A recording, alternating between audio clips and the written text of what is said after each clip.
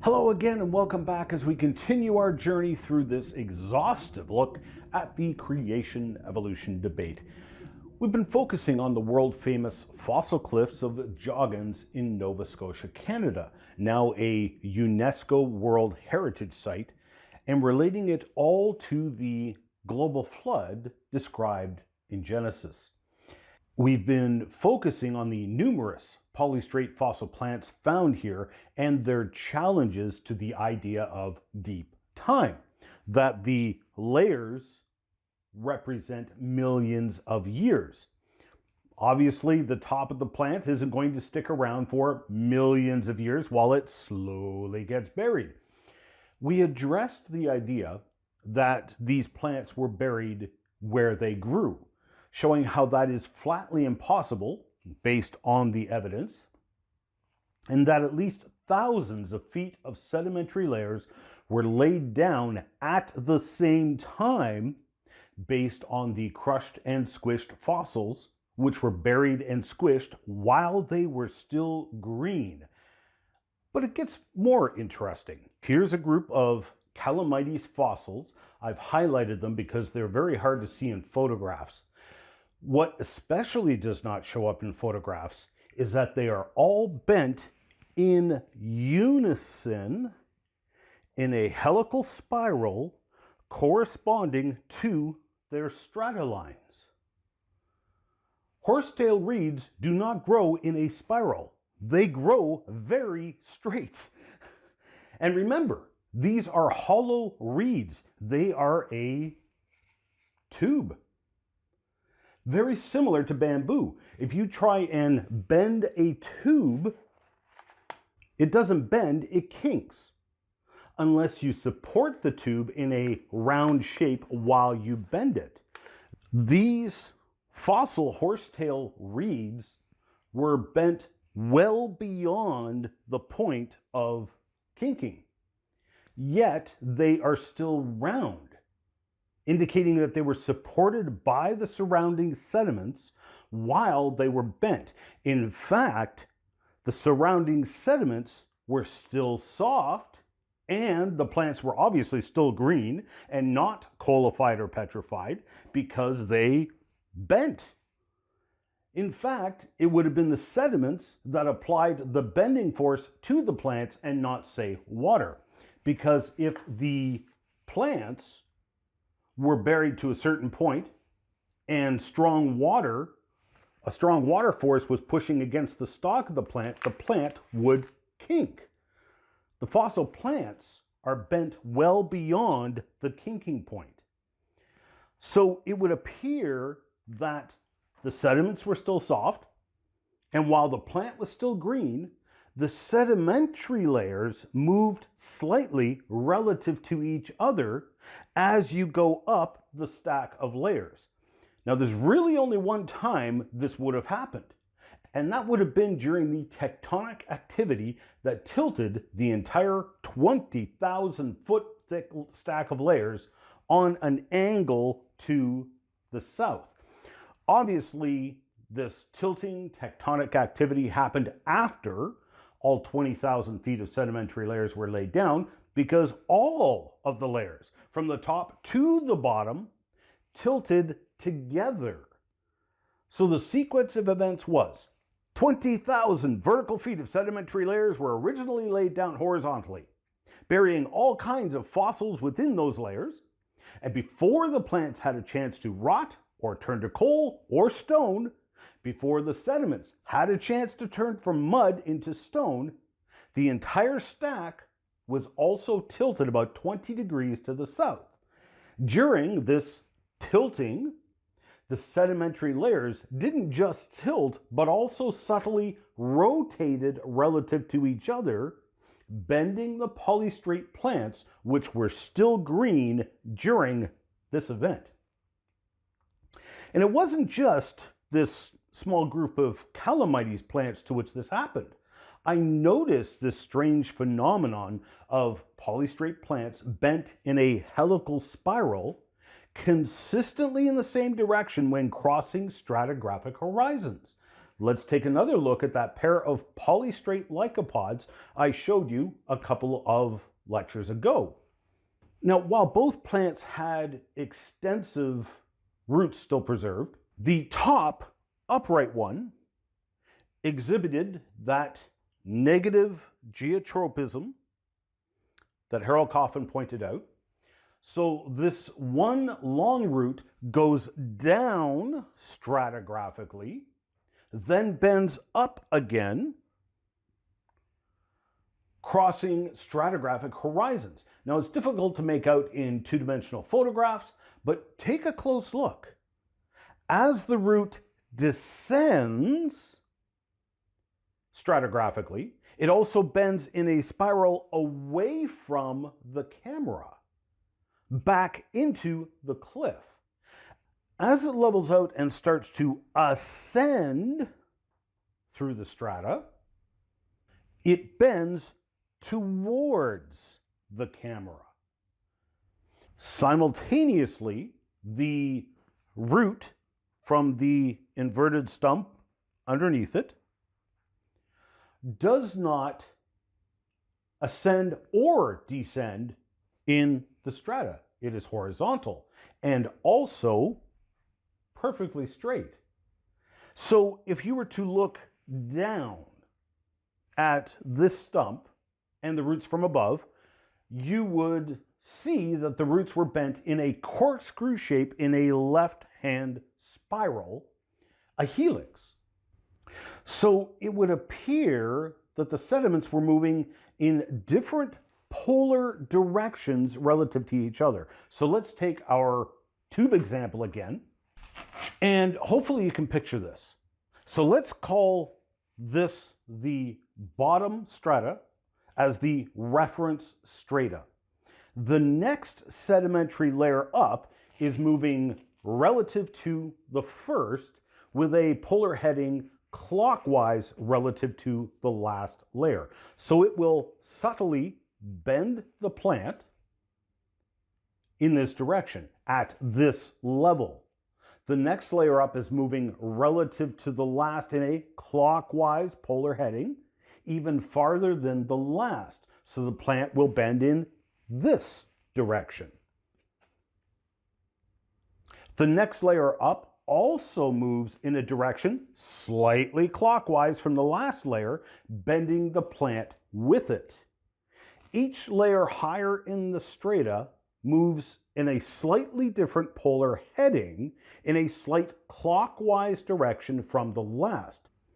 Once it has bent the plant in one direction, though, it now tries to bend that plant some more, but in so doing, it is now twisting the entire trunk. Now, this may sound outlandish to some of you, but let me point out how that is exactly what has happened to Joggins and in other polystrate fossil locations I've looked at in North America. When I first stumbled upon the group of Calamites bent horizontally in 2002, I didn't yet realize what I was seeing. I knew it was significant, but didn't realize the extent to which I would find this phenomenon. Now, Michael Rigel had happened to snag this photograph of a polystrated Joggins that year. Notice the split in the fossil trunk. The trunk has been split in a clockwise ascending spiral, evidence that the trunk has actually been dramatically twisted.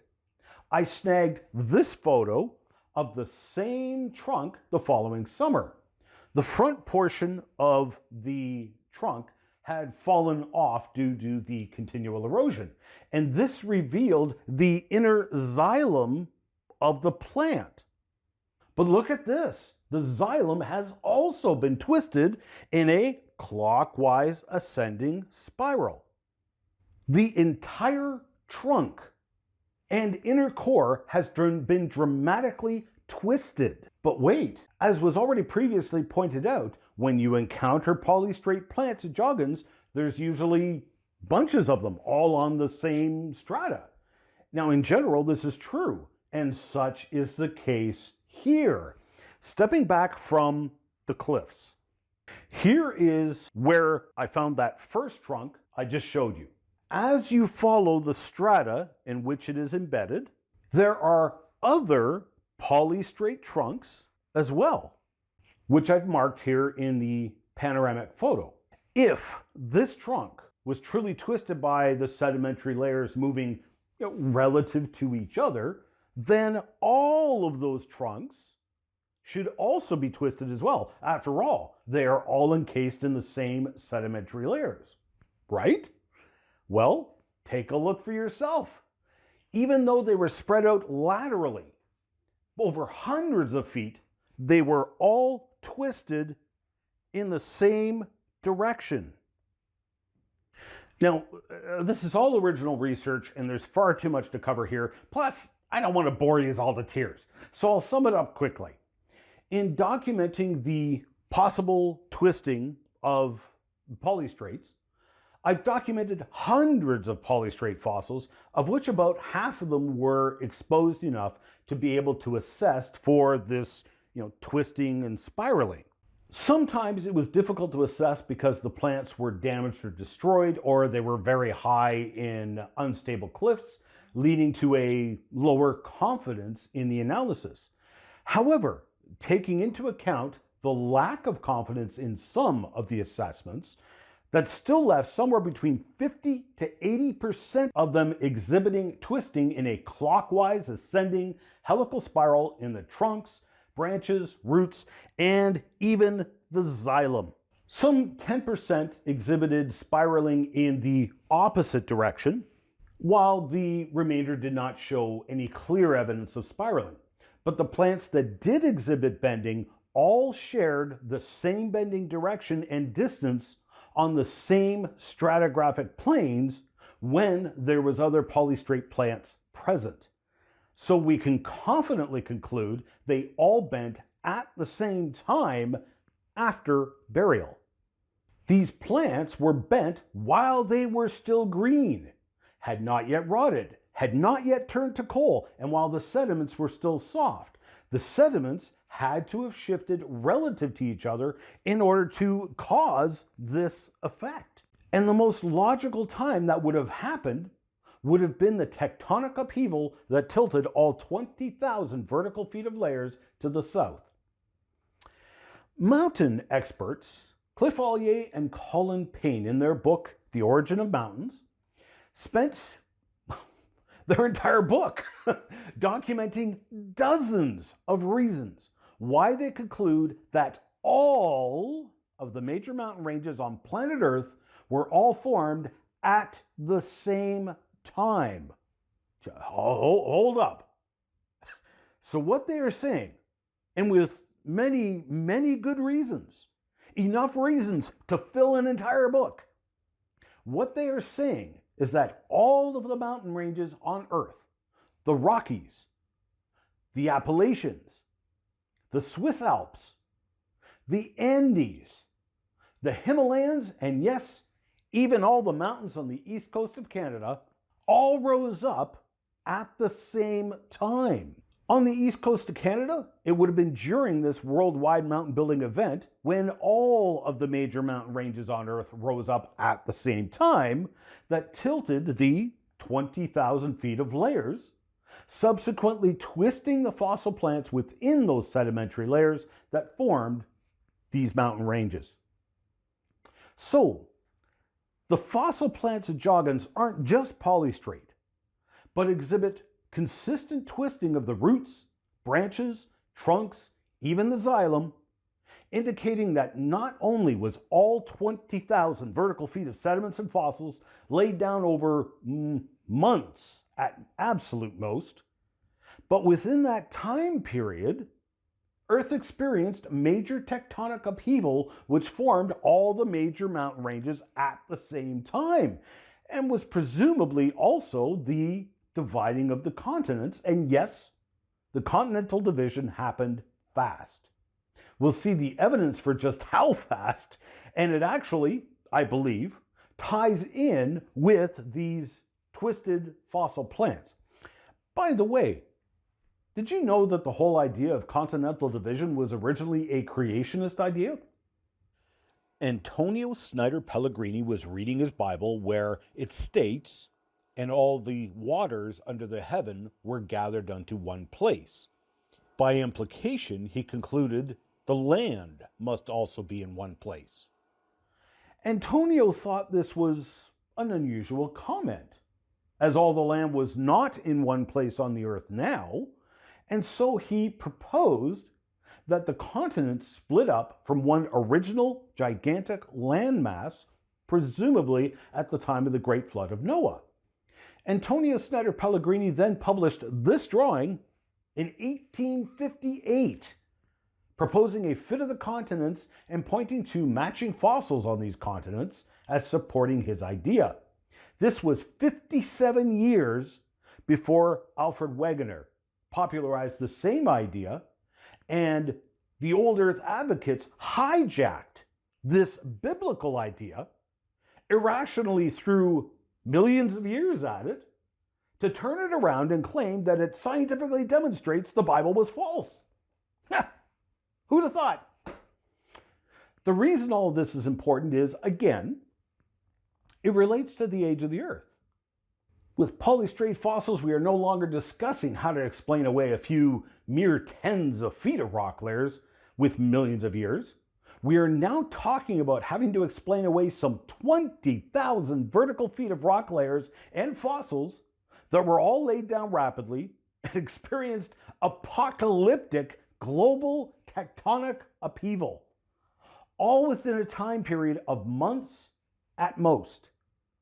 There is no millions of years involved here, anywhere.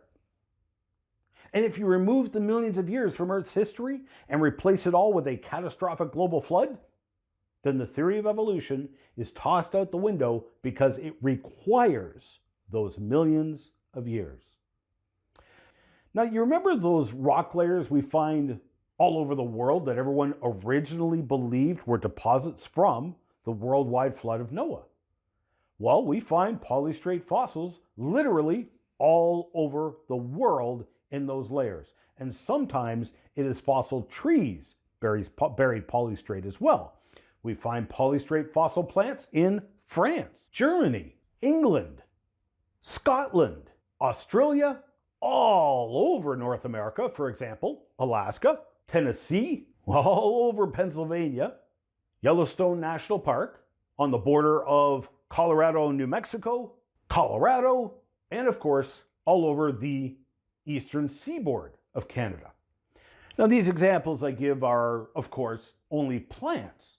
We'll get into other types of polystrate fossils later, but to say the least, this is not a rare phenomenon. Now, before we go farther, I should explain some things relating to that global flood which may not be immediately evident. The flood would have been staggeringly huge. We watched awestruck as tsunamis hit Indonesia in 2004 and Japan in 2011. Now, while these floods would pale in comparison to the global flood of Noah's day, they certainly shed some light on some of the events and processes of a global flood. You see, many anti-creationists try to portray the global flood of Noah as happening overnight, which is not at all what is described in the Bible. As pointed out by Barak and Sigler in their 2003 ICC paper, the grammar of the original Hebrew in Genesis 7 implies that the great flood of Noah started the day he and his family entered into the ark. The waters rose for 40 days before even getting high enough that Noah's ark began to float. So just under 6 weeks, the floodwaters rose until enough land had flooded to reach and float the Ark of Noah. The rain and waters continued to rise for 150 days, 5 months, when the floodwaters finally covered the highest mountain. The waters began to recede at 226 days when the first mountaintops were exposed and receded completely by day 371 when the Ark's occupants disembarked. While truly catastrophic, the great flood of Genesis did not happen overnight. It was an entire year of dramatic processes.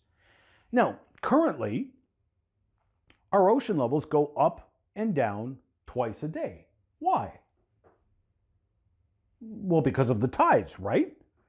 Gravitational forces, primarily from the moon, but also the sun, pull on the ocean waves, raising them in a tidal wave that travels around the world on both sides of the planet. So you get a tidal wave every 12 hours.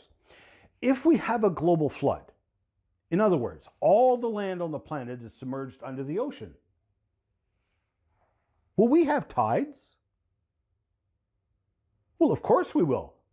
The gravitational pull is still there, pulling on the water. As a matter of fact, as my late and great good friend Professor M.E. Clark and his student Dr. Henry Voss pointed out way back in a 1990 paper, right now the tidal waves are stopped by the continents, land above the water. As shown in computer modeling, the moment that land is submerged below the ocean, the tidal wave becomes resonant. It gets bigger on every pass around the globe. So taking this all into account, here's my fancy schmancy graphics of the pre-flood world, the oceans and the hills. The flood begins, and for the next several months, the waters get higher and higher. Superimposed on those continually rising floodwaters would have been the tides. So the first tidal wave would encroach upon the land, laying down a layer of sediments. During low tide, the water would recede off the land. The next tidal wave would come in. However, because the floodwaters are rising, it would be higher than the last tidal wave. So it would lay down another layer of sediments on top of the last one. During low tide, the water recedes. So these tidal waves would be very much like the tsunamis we've all seen from Indonesia and Japan, only probably smaller in height and happening pretty rhythmically every 12 hours or so. During tidal recession, you can get things like uprooted trees or the giant reeds beaching on the freshly deposited sediments. The next tidal wave, bringing in fresh sediments, further buries the plants from the previous wave. The next tidal wave comes in, again higher than the last, and lays down another sedimentary layer. This process continues for weeks to months, with the tidal waves actually getting bigger and bigger as more and more of the continents are submerged and the oceans getting bigger. During low tides, animals like the dinosaurs and even humans would race across the newly formed tidal flats, trying to get from high ground to higher ground, foraging for food, etc. During these times, they would leave footprints in the mud of these freshly laid sedimentary layers. The next tidal wave that comes in lays down more sedimentary layers, burying and preserving these footprints, and sometimes dead animals and humans, eventually becoming fossils. The waters continue to rise with the tidal cycling superimposed on them, continually laying down new sedimentary layers until the highest mountains of the day were covered. The Bible actually refers to them as high hills, indicating that there were apparently no major mountains before the flood. Much more on that coming up, but for the moment, the highest mountains were covered on the 150th day. The water stayed covering the land for some time, during which multiple forces, including these resonant tides, would have moved the floodwaters at speed, causing powerful erosion action on the currently submerged continents. Now, obviously, we're not underwater now. So the water left the land. And not many people realize that this event of the water leaving the continents was just as significant as the water covering the land.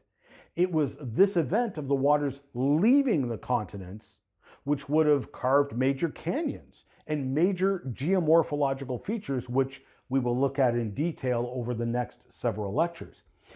As the Bible implies in Psalms 104 verse 8, the mountains rose up out of the floodwaters at the end of the great flood.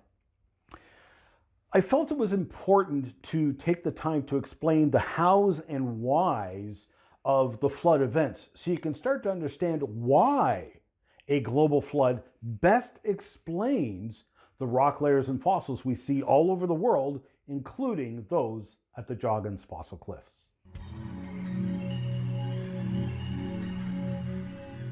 Coming up in the next Complete Creation. So the anti-creationists point to fossil dinosaur tracks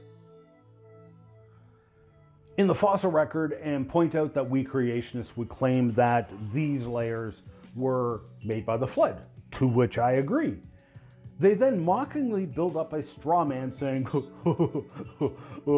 so did the dinosaurs walk on the bottom of the ocean or something? No, you bonehead, these are tidal flats, with the footprints being made while the tides were receding.